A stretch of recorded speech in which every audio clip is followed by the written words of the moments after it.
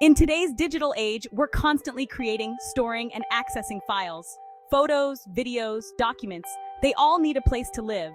A home file server acts like your personal data center, offering a centralized and secure location for all your important files. Imagine accessing any file from any device in your home instantly. No more emailing documents to yourself or juggling multiple USB drives. With a file server, you can stream movies to your smart TV, back up your computers automatically, and share files seamlessly with family members.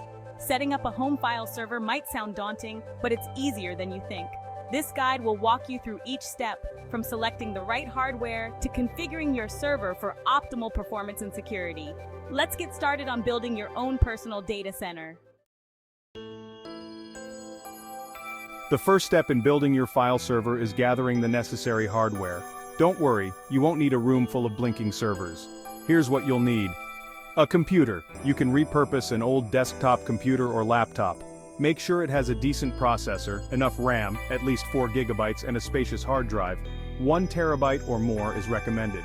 For storing your files, you'll need 1 or more hard drives. Consider the amount of storage you need and choose drives accordingly. For added data protection, look into RAID configurations, that's redundant array of independent disks. A network switch connects all your devices to the network, allowing them to communicate with the file server.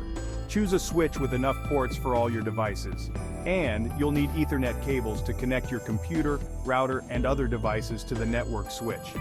Once you've gathered these components, you're ready to move on to the next step: installing the operating system.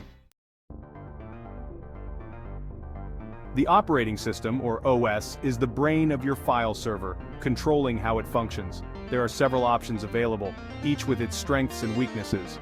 FreeNAS, which is FreeBSD based, is a popular choice for its stability, security, and advanced features like ZFS, a powerful file system. It's a good option for experienced users. OpenMediaVault, Debian-based, is another excellent free and open-source option. It's known for its user-friendly interface and plugin system, making it a great choice for beginners. If you're already familiar with Windows, Windows Server is a viable option. It offers a familiar interface and good integration with other Windows devices. However, it's a paid option. Consider your technical expertise and specific needs when choosing an OS. Once you've made your decision, download the installation media and proceed to the next section. With your hardware and OS ready, it's time to set up your network. This involves connecting your file server to your router and other devices. First, use an Ethernet cable to connect your file server to an available port on your router. Next, access your router's settings, usually through a web browser, and assign a static IP address to your file server. This ensures that its address on the network remains consistent. Then, connect your other devices, like computers, smartphones, and tablets, to the network using Wi-Fi or Ethernet cables. Once your devices are connected, they should be able to communicate with each other and access the file server. You're now ready to install the necessary software. Now comes the fun part: installing the software that will turn your computer into a fully functional file server. Start by choosing a file sharing protocol like SMBCFs, common for Windows, or AFP for macOS. Your chosen OS will likely support both.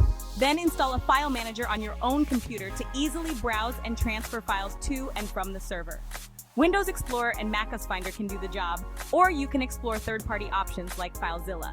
If you want to stream media from your server to other devices, consider installing media server software like Plex or Emby. Lastly, configure user accounts and permissions to control who has access to which files and folders on your server. Securing your file server is crucial to protect your valuable data. Start by setting strong, unique passwords for all user accounts on your server. Enable your router's built-in firewall and consider setting up a software firewall on the server itself. Keep your server's operating system and software up to date with the latest security patches. If you need to access your files remotely, set up a VPN to create a secure connection.